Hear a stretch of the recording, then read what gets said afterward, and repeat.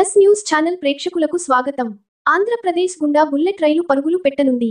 చెన్నై నుండి మైసూరు వరకు 463 కిలోమీటర్ల మేరకు బుల్లెట్ రైలు మార్గాన్ని కేంద్రం ప్రతిపాదించింది. ఇందులో భాగంగా చిత్తూరు జిల్లాలో పలమనేరు, బంగారుపాళ్యం మీదుగా 77 కిలోమీటర్ల రైలు మార్గం వెళ్లనుంది.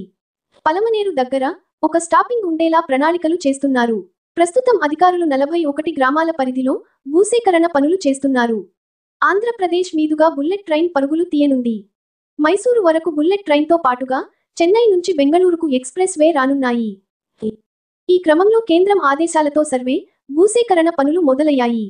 National high speed rail corporation limited NHSRCL ఆధ్వర్యంలో ఈ పనులు జరుగుతున్నాయి. ఈ ప్రాజెక్టులో భాగంగా భూసేకరణ కూడా చేస్తున్నారు.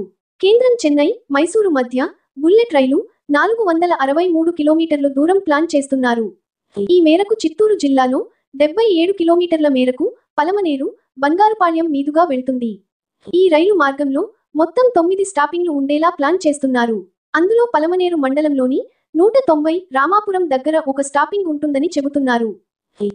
ఈ మేరకు ఈ బుల్లెట్ రైలు ప్రాజెక్టుకు సంబంధించి NHSRCL GM నిశాంత్ సింఘాల్ ఆధ్వర్యంలో పనులు జరుగుతున్నాయి.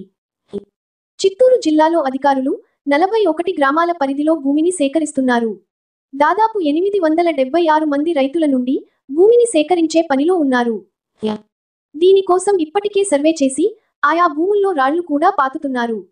చిత్తూరు జిల్లా పలమనేరు మండలంలోని జల్లిపేట, కూర్మాయి, మొరం, కొలమాసనపల్లె, పలమనేరు, పెంగరగుంట, సముద్రపల్లె వంటి ఊర్లలో భూసేకరణ చేస్తున్నారు. బైరెడ్డిపల్లె మండలంలో కంబంపల్లె, శెట్టిపల్లె, వేలుపల్లె, ఆళ్లపల్లె, లక్కనపల్లె ఊర్లలో కూడా భూసేకరణ, లైన్ అలైన్మెంట్ పనులు చేపట్టారు. ఈ మేరకు ప్రాజెక్ట్ కోసం సర్వే, భూసేకరణ మొదలు పెట్టారని చెబుతున్నారు అధికారులు. కేంద్రం దేశవ్యాప్తంగా బుల్లెట్ రైళ్లను నడపాలని ప్లాన్ చేస్తోంది.